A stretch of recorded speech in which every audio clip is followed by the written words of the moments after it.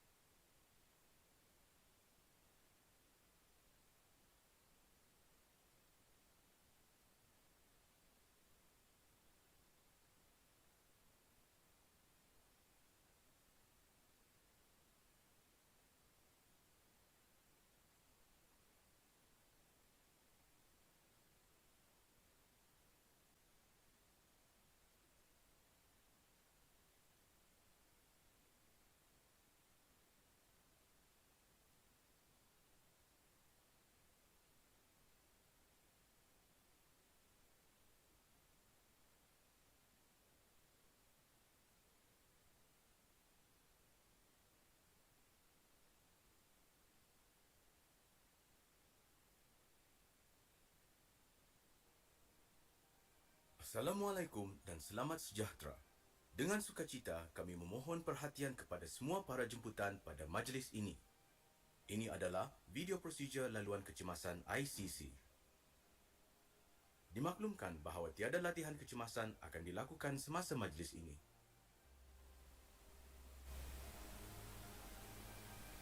Bagi para jemputan di dalam Dewan Musyawarah, terdapat dua laluan kecemasan.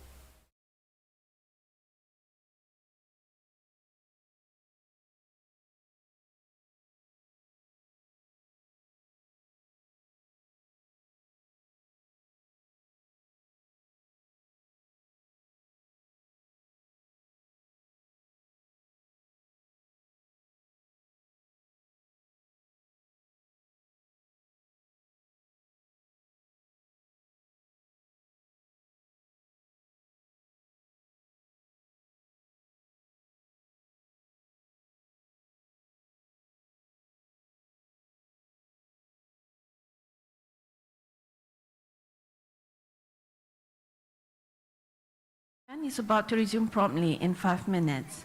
May I please request everyone to be seated?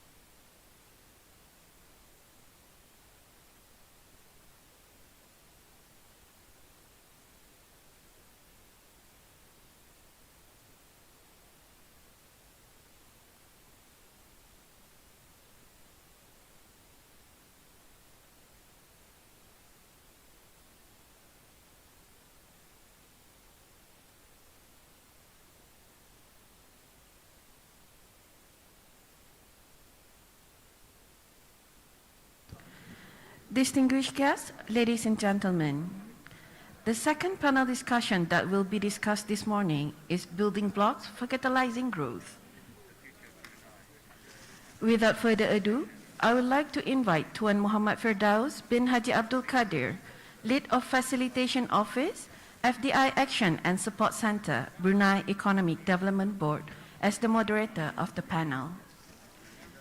Joining Tuan Firdaus today as panelists are Mr. Daniel Leong Nyuk Ming, Acting Chief Executive Officer, Darussalam Enterprise, Mr. Wu Chang Hui, Vice President, Digital Innovations Unified National Networks, and Mr. Haji Muhammad Hadillah bin Haji Abdul Manaf, Acting Assistant Director, Industry and Business Ecosystem Division, Ministry of Finance and Economy.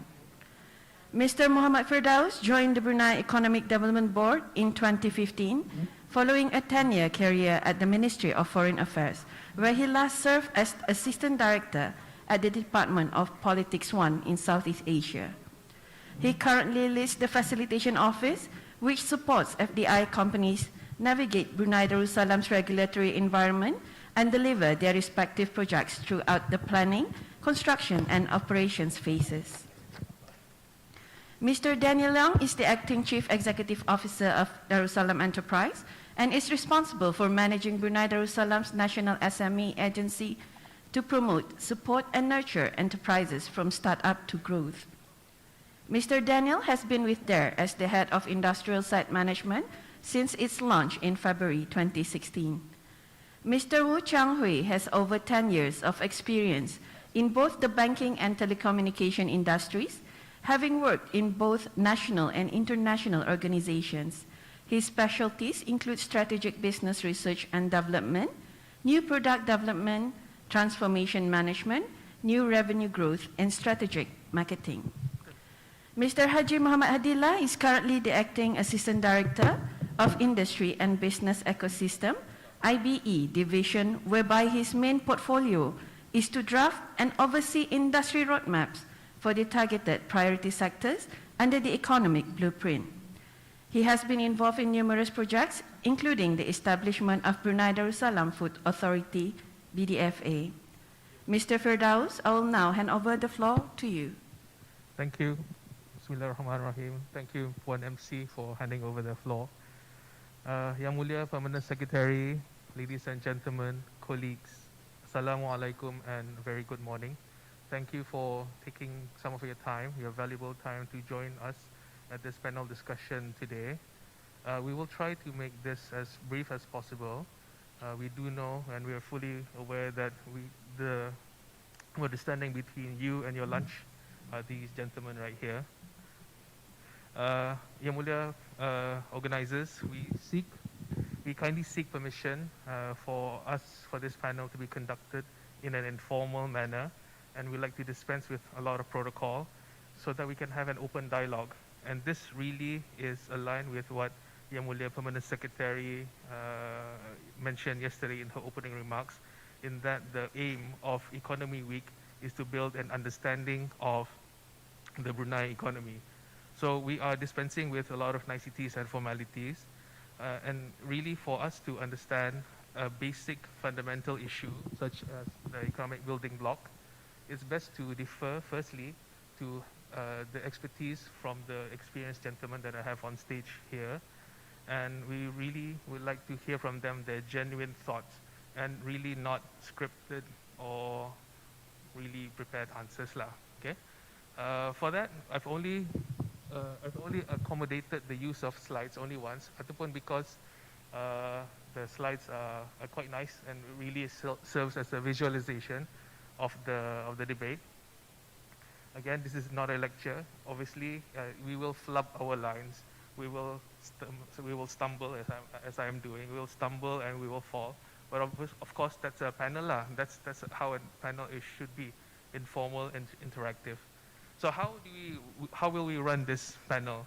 Firstly, similar to Chatham House rule, the views expressed by the panel are their own. Let's not attribute what they say to the person itself or the organization. It does not necessarily represent what they represent. In terms of questions, I'm giving them 2 questions at minimum to answer, but these are set pieces. Set pieces in the sense that they only serve as reference or background information before we really dive into what the session is all about, which is audience participation. I would like, as a pass-fail test, as a challenge, I would like the audience to really participate at the end of the session once the gentlemen are done with the set pieces and ask questions. Take the floor. I've dispensed with the Slido. I personally am not a fan of Slido. It's great for compiling questions, but at the end of the day, methodology to pick out the right question in the right context is not there. So please take the floor at the end of the session to really ask the panel for orang punya inputs. Okay, thank you. I think with that out of the way, I think we can just dive straight into the substance of the topic, which is building blocks for catalyzing growth. This is more of a favor that I'm going to ask the first panelist. I'm going to ask the first panelist to paint for us the landscape, the context of our economic infrastructure. Where are we in that sense, and what are we really after? Does Brunei, as a country, know where we are going for, and do we actually have a plan to get there? So, Tuan Hadilah, please, in the absence of a formal script, can you please provide with us some context and relevance in terms of what what our seniors have mentioned before in this room, such as the economic blueprint and wawasan? A bit more relevance and context, please. Thank you. Thank you, Tuan. Good morning. Assalamualaikum warahmatullahi wabarakatuh. Yang mulia Puan Dr. Raja Mei Faiza, Haji Ahmad Arifin, Permanent Secretary of Ministry of Finance and Economy, distinguished moderator, panelists and guests. So thank you, Tuan, for your question with regards to on our economic framework, where are we heading and so on. So basically, I think we have been listening to economic blueprint a few times since yesterday. So economic blueprint is actually a guiding document basically, specifically towards our goal 3 wawasan. So to have a dynamic and sustainable economy. So dynamic and sustainable economy, meaning to say you must have a high and sustainable economic growth, economic diversification, macroeconomic stability, low unemployment. So as things stand at the moment, we are very dependent on oil and gas. Yeah. So we are still dependent on oil and gas, but things have changed. We see a lot of changes, especially for the past 2 years. So growth in other sectors and so on. So from our side, from the Industry and Business Ecosystem Division, Ministry of Finance and Economy, what do we do actually? Is basically to realize the dream of Wawasan Goal 3. So with economic blueprint as the guiding principle here, we actually managed to see our priority sectors. So basically in these priority sectors, how these priority sectors are chosen, it's because of their potential towards the economic growth in Brunei. So these, we work together closely with our colleagues from Japan. So there are a few of those targeted priority sectors that we have actually looked into. So at the moment, as per mentioned, I think everyone is aware, our priority sectors are the downstream, oil and gas, food, then we have our tourism as well, services, then ICT. So for all these priority sectors to be successful in terms of where we should be, we need to have a clear plan. So that clear plan actually comes from the master plan or the roadmaps. So the roadmaps and the master plan will craft the strategies. What can each agencies do?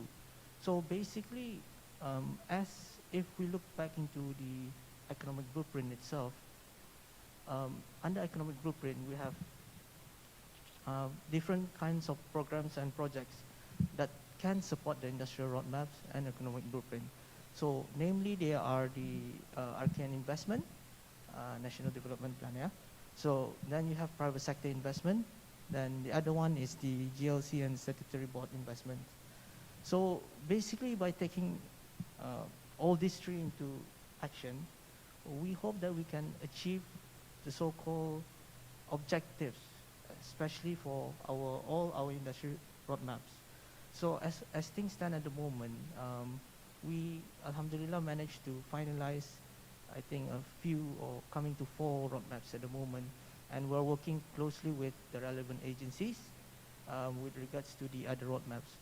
Why these roadmaps are important is because it gives us a clearer picture of where to go, what to do, and what's there for us in the coming future. So things like this will help actually improve or even accelerate the growth, as well as to help the nation moving forward faster in a manner of whole of nation approach. Yeah. So like any other projects, and maybe so basically buildings. Yeah. So something when you want to build something, you must have a clear plan. So that clear plan comes in this roadmap. So, but then in organizing everything to ensure that everyone feels in their proper role, someone with a higher view and that knows on most angles should be involved. So that's where we try to come in and facilitate things. So we're very, very lucky, and also we're very thankful that we have colleagues and peers from different agencies that are working very hard, as well as collaborating with us with regards to trying to diversify our economy further. So these are the fundamentals that we try to build at the moment, and alhamdulillah, like what we are seeing at the moment, aquaculture, which is one of the subsectors and the food industry roadmap. So these are the kind of subsectors that we see high potential in. So in this roadmap, we do not only focus on FDIs only. So we try to open the doors for our local players as well. So in the value chain, we can have FDIs complemented by our local players. So be it an SME or a new SME or existing player. So it can also be a source of where we could also upgrade our current players, where we can see potential in them. So these are the things that we try to formulate in the roadmap. So even though I've already mentioned these 5 priority sectors, there are other sectors that perhaps others can see potential in them as well. So those kind of sectors, we do not discount them as much as possible. We'll try to work on it. And but as of now, we have these 5 priority sectors that we think and we have assessed that can have a high impact towards our nation's growth and economic diversification. Yeah. Thank you, Tuan. Thank you very much for sharing. Thank you very much again for sharing that. Darussalam Enterprise. Darussalam Enterprise is one of the many agencies that will implement the vision, the roadmaps that IBE has just shared with us. Actually, now can we deep dive? Can we deep dive in what Darussalam Enterprise is doing? So I think for the purpose of the audience here. Thank you, Firdaus and Haji Fadila, for giving us that overview and on the economic blueprint plus the roadmaps. So it's actually helped us a lot when we look at our priorities within Darussalam Enterprise. So we've actually got a few slides, but most of it is with photos.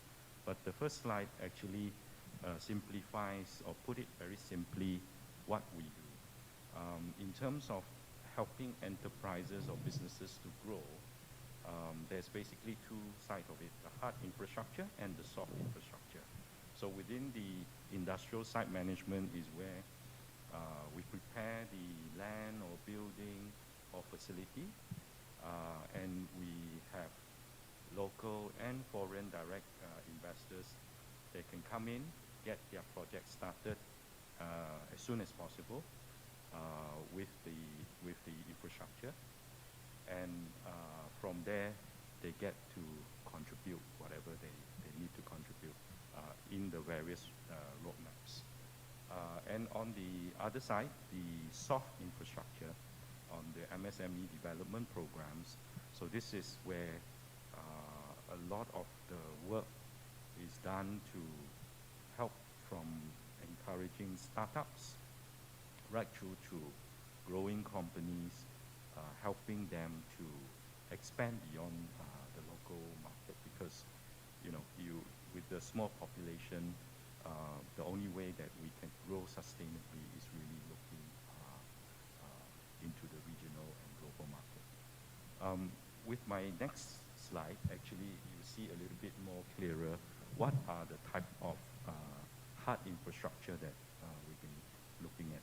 And one of the points that Tuan Haji Fadila was talking about, the type of investment. So traditionally, it has been the RKN investment. So with the formation of there, we continue on some of those investments, like the bridge that you see at Pulau Muara Besar. That was done by RKN funding. And with that, now that allows us to collect back the investments from tenants that are using that facility, that would help us to fund future projects.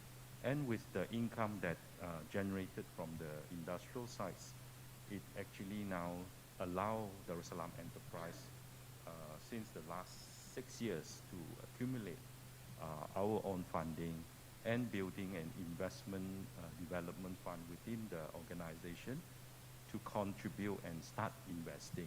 So you could see that from the right-hand side from Pulau Muara Besar, that is quite a strategic industrial park where it's connected to Serasa with the bridge. And now actually all of Brunei's gas stations or petrol stations is served by the refinery in Pulau Muara Besar. And the number of tankers that go through there daily to serve the whole country. And also not only that, then obviously there is the Hengi exports from there. And the next one is Anggrek Desa. This is more a business park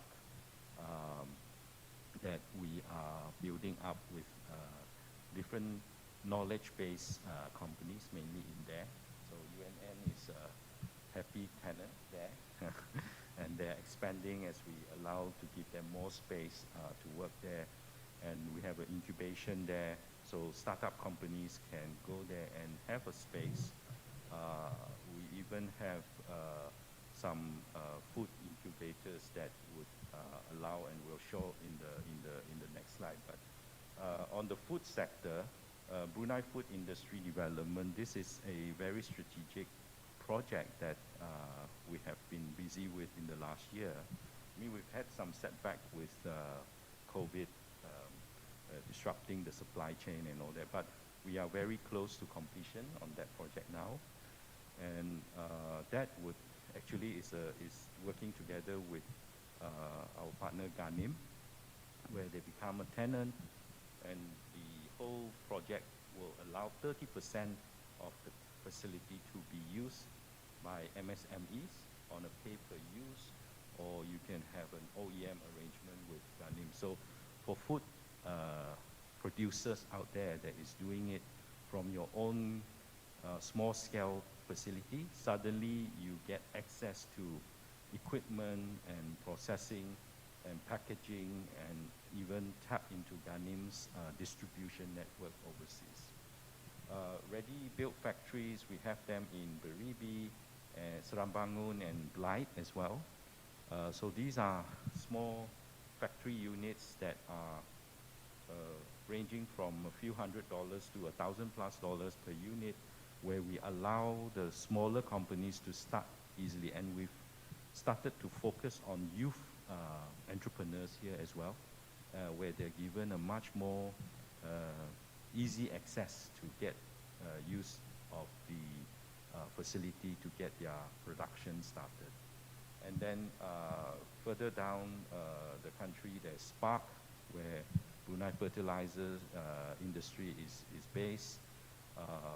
People like Brunei Methanol are also there, and we have a few new potential projects that will come in there that would further drive the downstream cluster.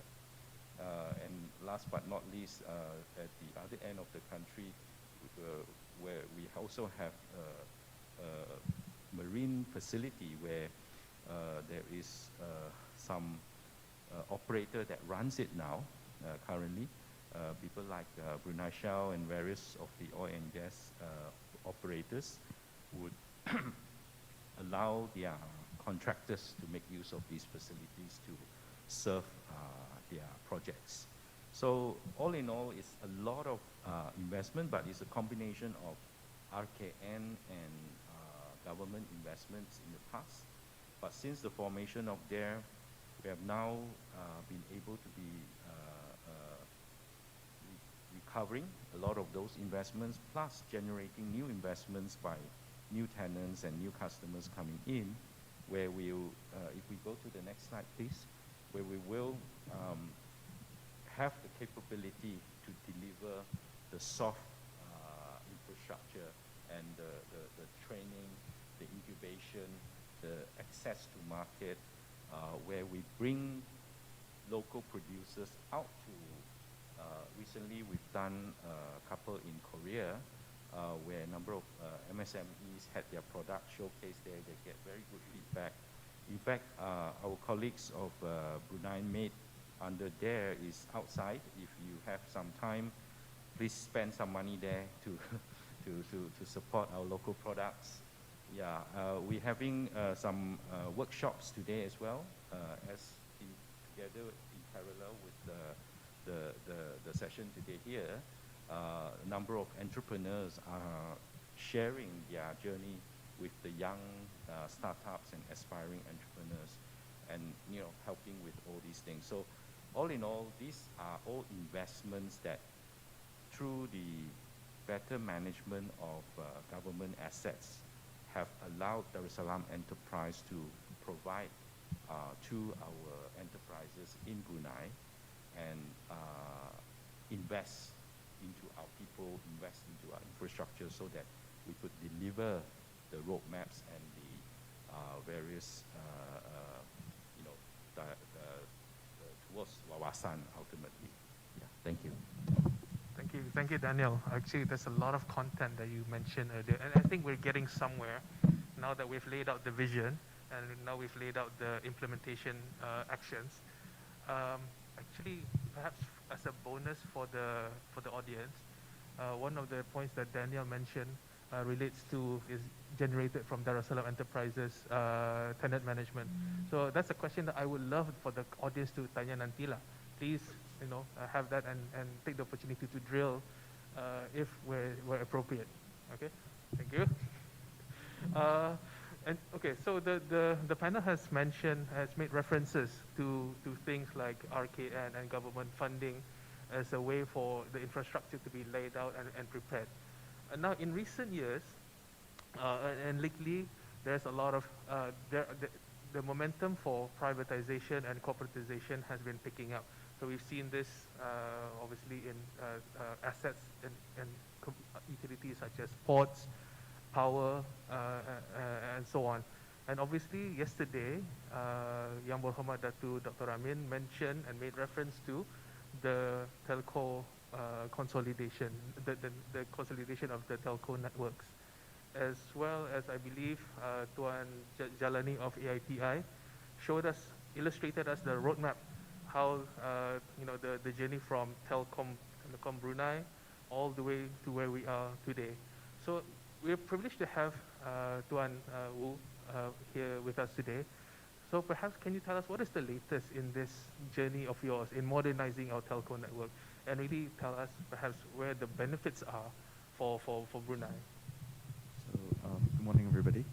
So, in terms of UNN, so we've come quite a long way towards our path towards modernization, due to, of course, the increase in demand, as well as as we move towards the IR 4.0, or basically the digital age, which is basically inevitable as well.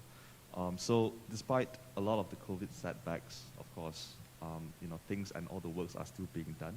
So, a lot of work since, prior to UNN to after UNN, there's been a lot of acceleration in terms of how do we modernize our networks within Brunei, not just on the fixed connectivity, but also on the mobile connectivity. That's also because connectivity is then the basis towards how we can then innovate or change certain things or how we do things.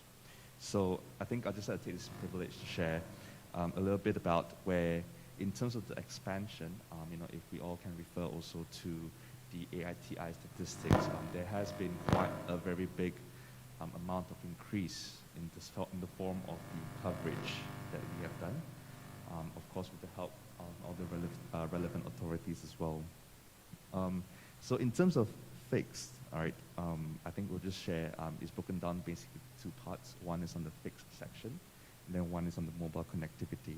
So we all understand that, for all of us or most of us in the Bandar area, we've been actually fiberized, or we are already on fiber for most of the areas. But of course, there are, of course, a certain population of us that's actually living in the other districts as well.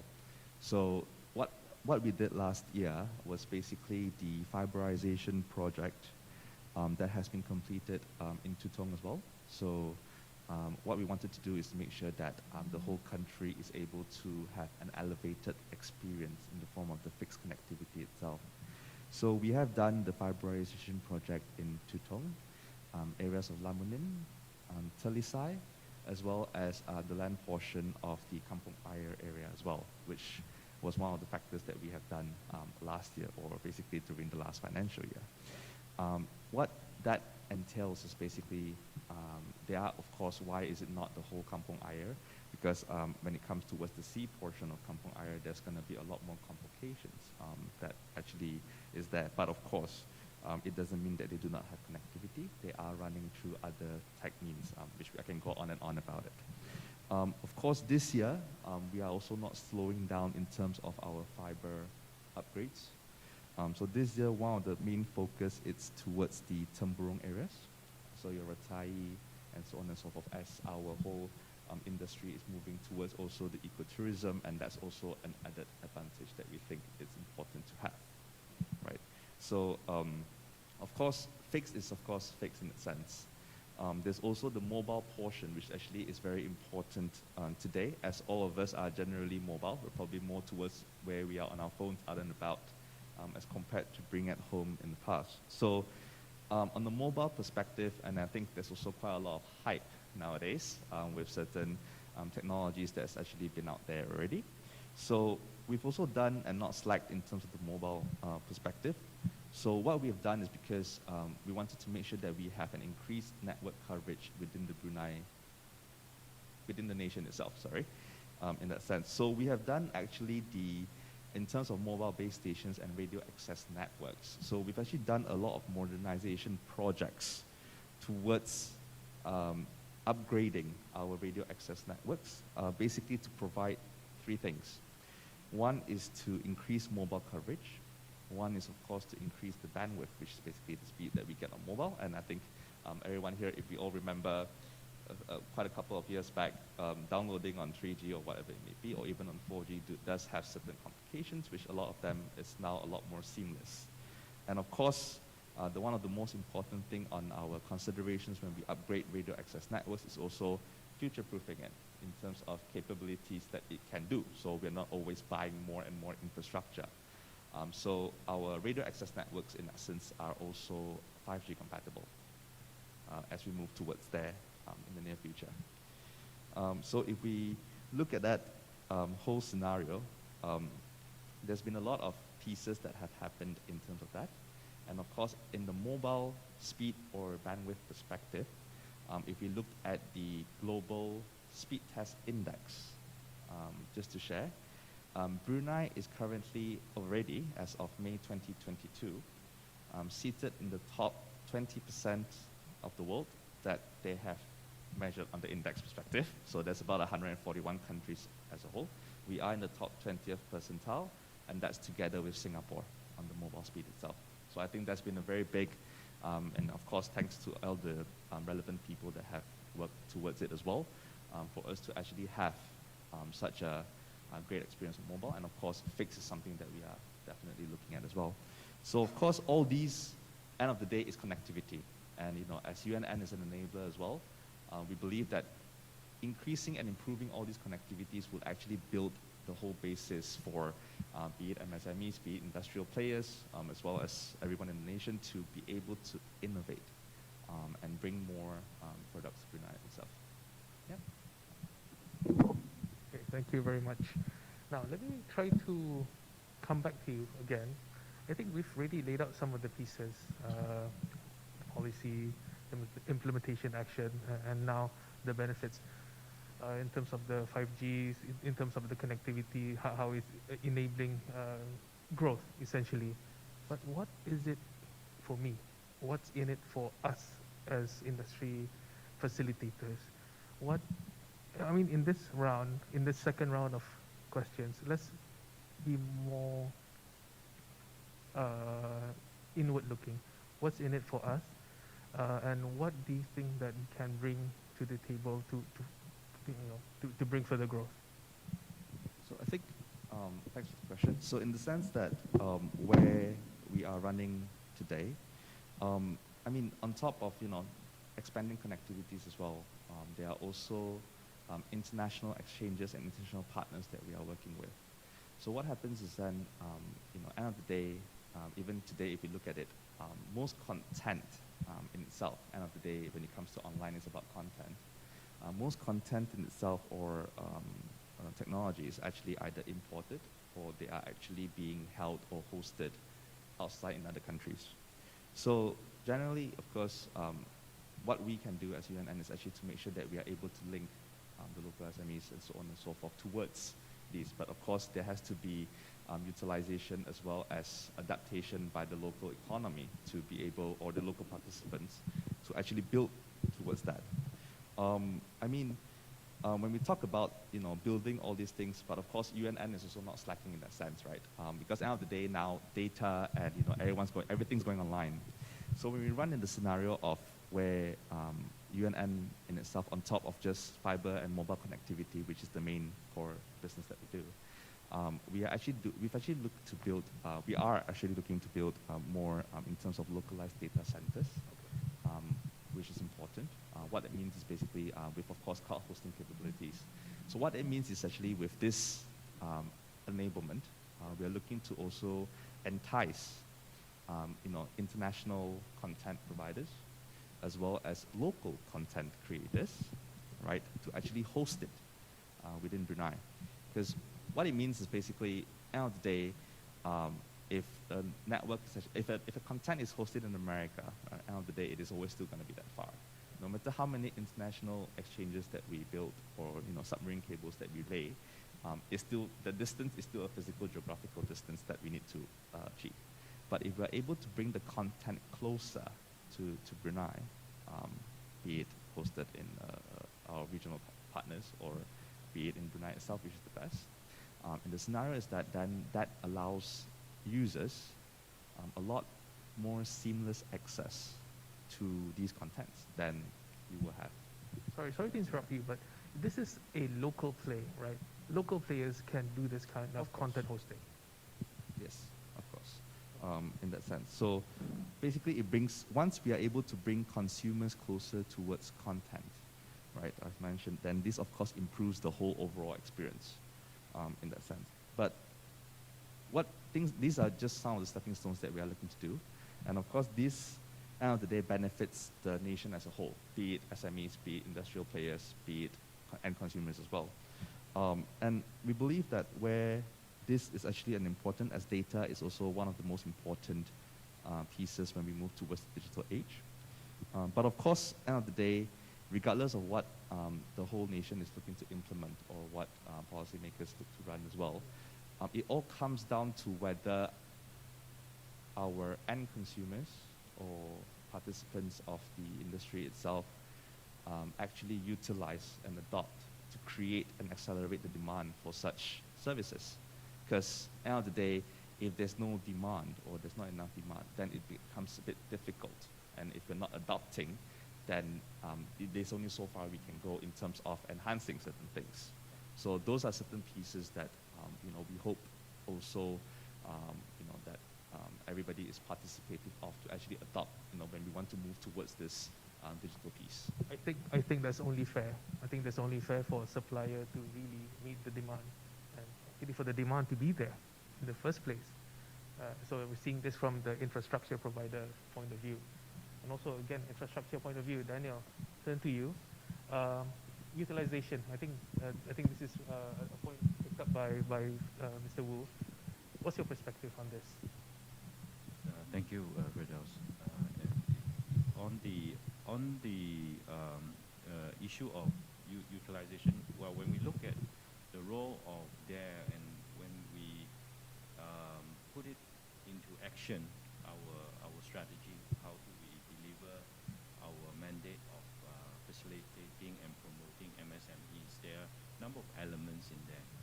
One key one that we have been doing for the last 6 years quite extensively is on the capacity building and training, providing the knowledge in this. And we've been able to reach out to every year around 1,000 plus to almost 1,005 people in attending a lot of the online and offline physical trainings that we have.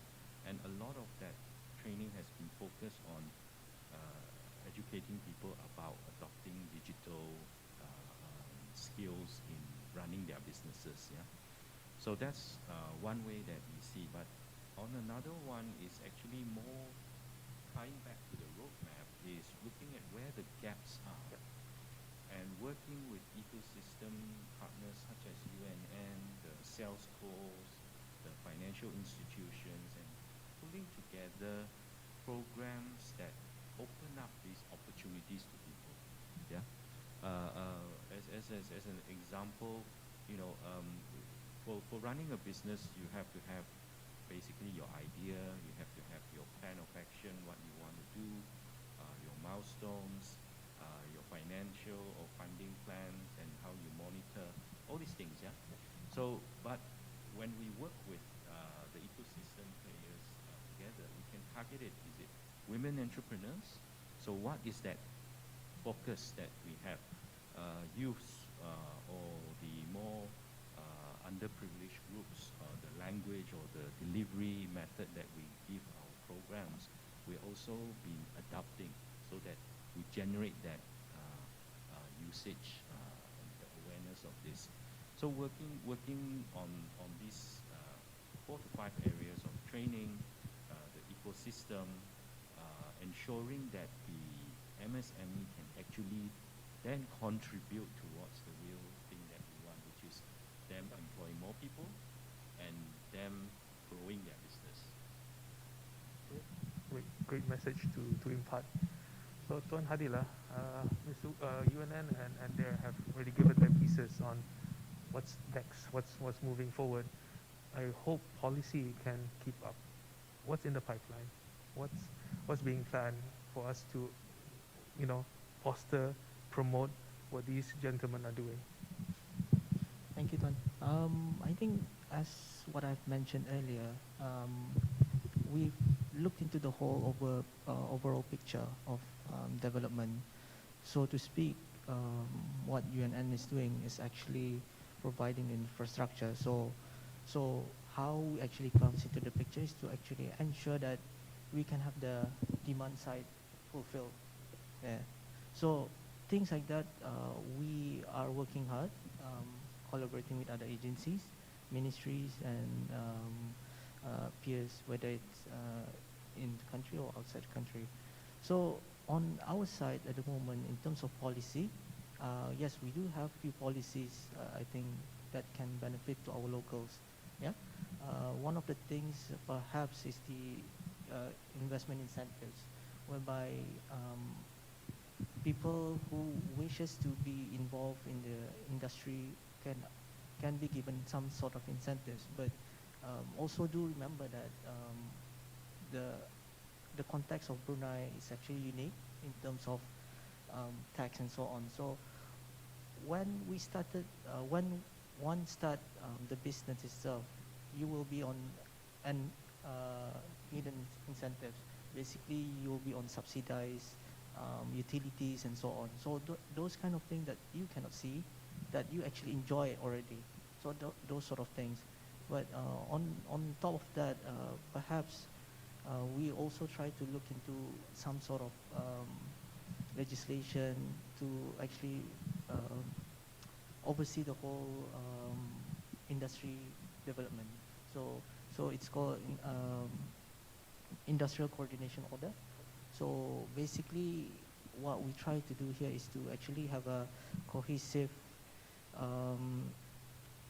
segregation in terms of the sort of industry or the sort of sectors that will be looked after by different agencies and so on. So those sort of coordination that we hope that we can create in Brunei, especially because at the end of the day, this will actually help our industry players, be it the local or from FDI, because once you create that transparency, people will actually be able to deal and to be able to know who to deal with for some sort of issues and so on. So if we try to provide that seamless process towards getting something or making it clear to people out there, it will actually help benefit our industry player. Sorry to interrupt, but so it really is what the label says, coordination. Yes. So one of the main component, major component of the legislation, it will be more towards enabling agencies at the moment who do not have legislation to actually produce or give out license to operate. So this license to operate is quite important because this license to operate for some industry, you are required to have them because it will actually prove that whatever services or produce that product that you produce is in line and in accordance to the standards accepted globally. Can we provide an example of such an activity that requires that kind of license? So at the moment, what we have in Pulau Muara Besar is Hangi. So for example, they need license to operate. So Petroleum Authority is actually providing that to them at the moment. So there are other opportunities for other sectors as well, probably in the food sector and so on, because with this kind of proof on paper, you will actually be able to not only just to populate the local market, but also try to penetrate the international market. So that's where our aim is. As what the first panel discussion was about on GDP. So these are the kind of things that we try to look into, because growth here could actually mean anything. Okay. So how do you actually measure growth here? So growth in this perspective, basically what we try to look into is the growth in terms of GDP, growth in terms of the output. Okay. So those sort of things that we try to look into. And as we speak as well, we also try to work with other agencies, the relevant agencies, to actually ensure that the policies that we have are actually will be able to provide a good ecosystem and to spur the development of our industry. Thank you. Thank you. So I think in terms of the set questions provided to us, that's pretty much it. So really at this juncture, I'd like to welcome questions from the floor. The gentleman over there.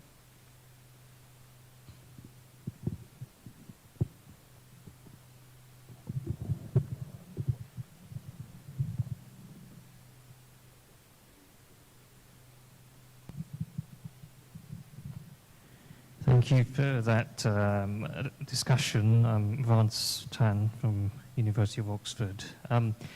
The discussion raises a number of important issues which I'm going to say a few words about, if you don't mind. I think, yes, it's important in terms of hosting local content within Brunei, and particularly if we look at research outputs from a number of organizations within the country, the data that we're working with are quite, they're rather sensitive data sets. So there talks about hosting things in the cloud, and one's got to question where this cloud actually is. So if we would be able to, as a country, come up with an infrastructure which, well, a center essentially, which can host these kinds of data set, a bit like the Daphne facility that we often talk about at Oxford, where all these important data sets are hosted in a central facility. Without the users having access to them, they're able to give it an input and be able to adjust some parameters and visualize all these outputs. So that could be an interesting issue to look at in terms of where you get your demand for such infrastructure. That's my first point.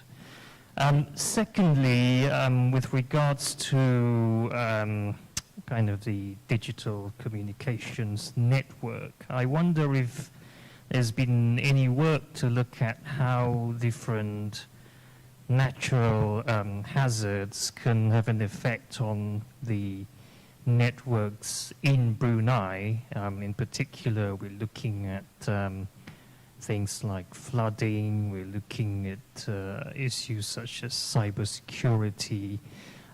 Perhaps there should be some studies done on that, because I think it's better for us to have this active, what do you call this, active look at the issues before it happens rather than doing it afterwards. Thanks. So in response to that, I think in the sense that when for us agreed in the form of the data center, which is why that's something that we're looking to build, and it's something that we think is worthwhile to explore going forward in terms of having a full-blown localized data center to host. And I think that's also something that we'd like to move forward with as well. In terms of where how connectivity on the Brunei grid itself is affected by a lot of other natural disasters or any form of flooding per se, I think that's quite normal, and it's something that when we as UNN now, previously 3 telcos per se, build in terms of the infrastructure, those are all the things that we do consider in the forms of how does a flooding and where do we lay our cables, for example. So I think those are the items that we do look at, but I do agree that there are probably a lot of factors that we can focus on in terms of how do we build a better centralized infrastructure for the nation itself.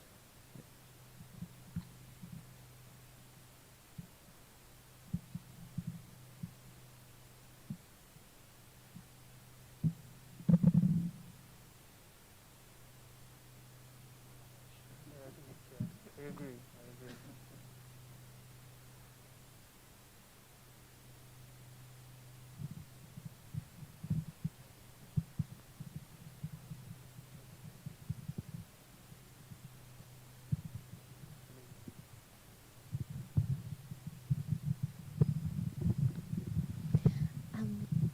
Okay, so thus far, Brunei industrial parks are far from being plug and play ready.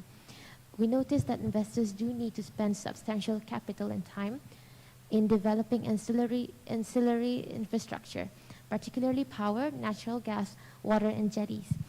Does DARE have any plans to develop communal or shared facilities in places like Spark or Pulau Muara Besar, as these parks are those often promoted for further growth? Thank you. Thank you for that question.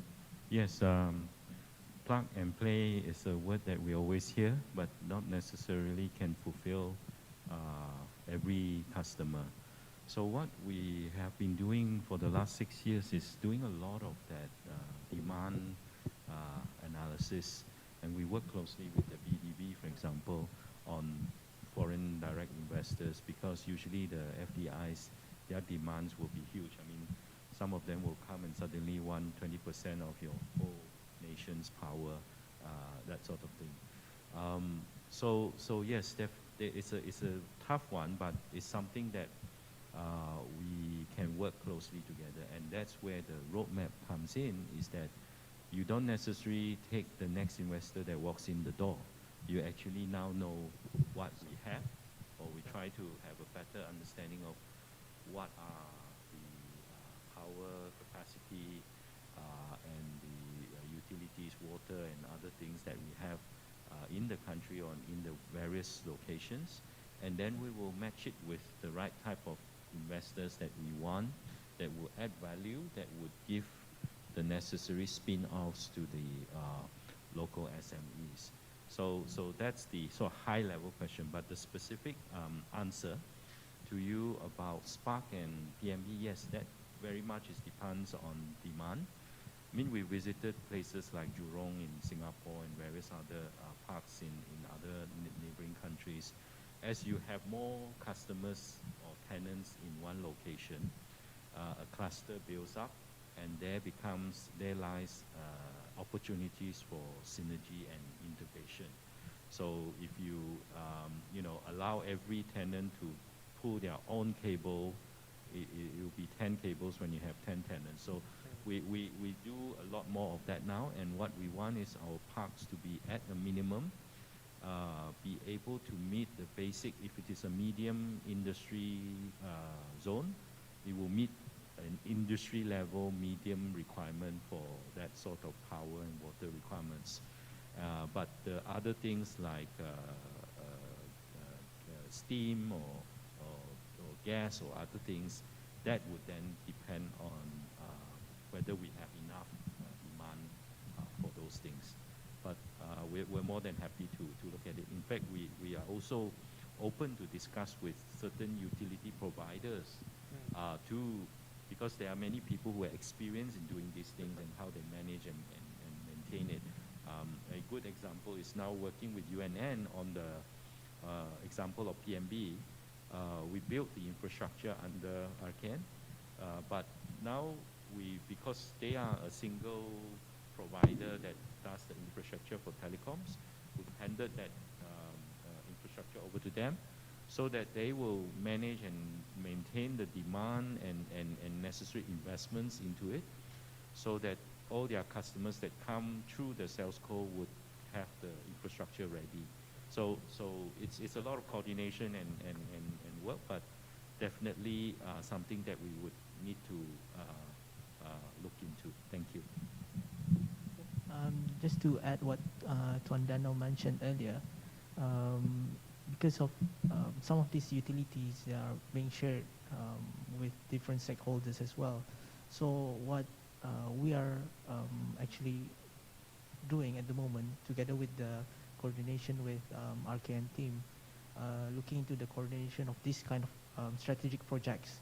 So basically, if we can develop some projects that can benefit not only one agency but multiple agencies, so those sort of projects that we are aiming for at the moment. So hopefully with all this, we can actually fulfill the requirement or the demand side, while at the same time be prudent in our spending. So these are the sort of strategies that we are implementing, working with DARE, working with other agencies to look into their requirement and the requirement of others, So these hopefully can generate more benefits to the country as a whole, and and and there will be. I mean, I I would hopefully we will get more cooperation from everyone here, because everyone in this room will have a role to play in order to ensure our development in terms of economic diversification is met and achieved. So this will not be one day job. It will require years. So hopefully by 2035, we'll see the reap of the reward of the whatever effort that we put in. Yeah. Thank you.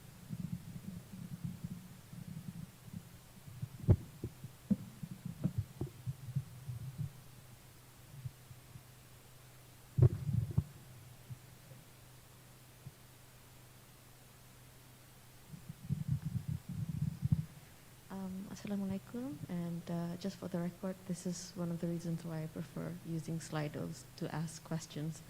It's quite difficult to have a question after such sophisticated questions being asked. So just to follow up from the last question and taking your bait on the funding question to DARE, I was just wondering, how does DARE evaluate their investment risk appetite?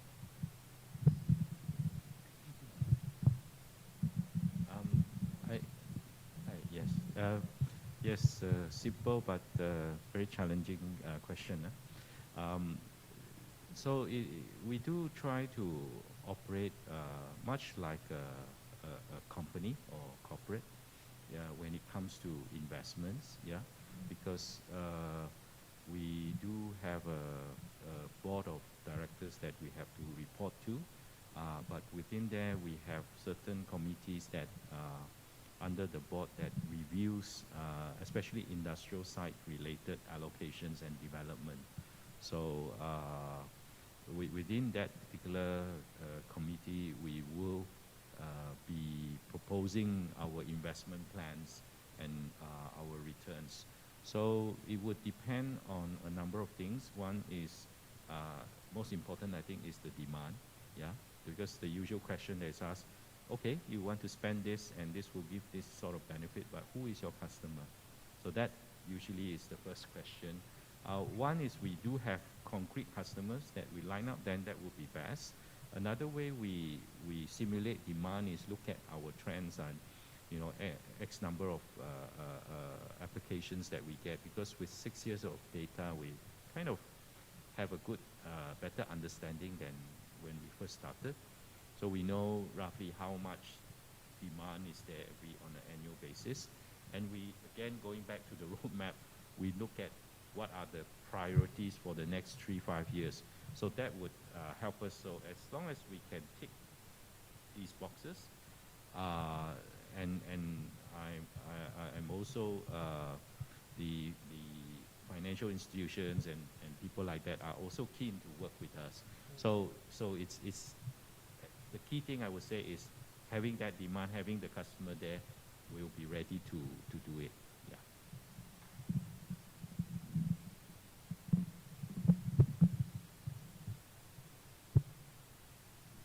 So question for the gentleman at the end over there.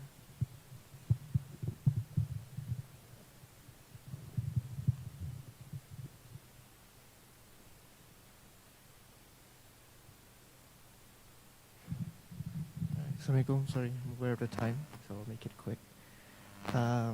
Just a quick question. How does Brunei stack against our neighboring countries in terms of the investment incentives that we can offer to FDIs? Thank you.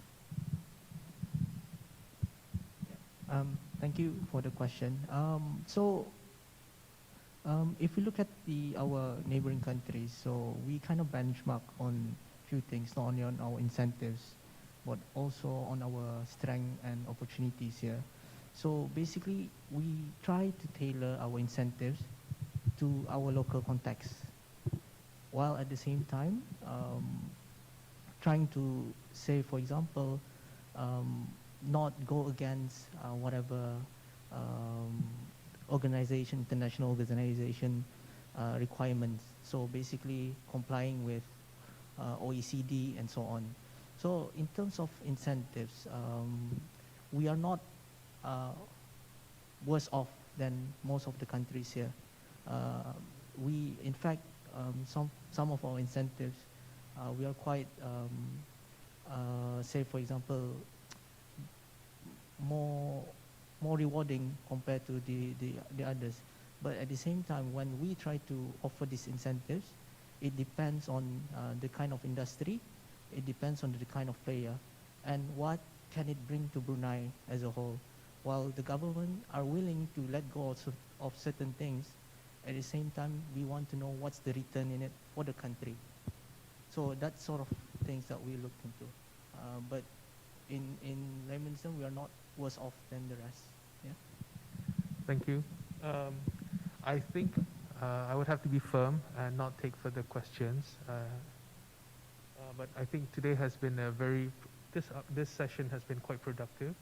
I really thank the panelists for all their thoughts and insights. I really hope that we achieved what we set out earlier in this at the beginning, which is for us to build an understanding of what are the building blocks for catalyzing growth. So if you may really kindly join me in applauding and thanking the panelists for their time today.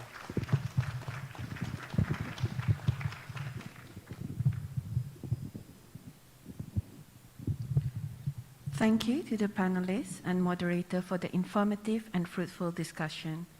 This brings us to the end of the morning segment of the Economy Week seminar. On behalf of the Ministry of Finance and Economy, I would like to extend our sincere thanks and appreciation to all our guests for kindly attending and participate on this morning's event. We will be back again for the afternoon session at 1:30 p.m. And with that, wabillahi taufiq wal hidayah. Wassalamualaikum warahmatullahi wabarakatuh.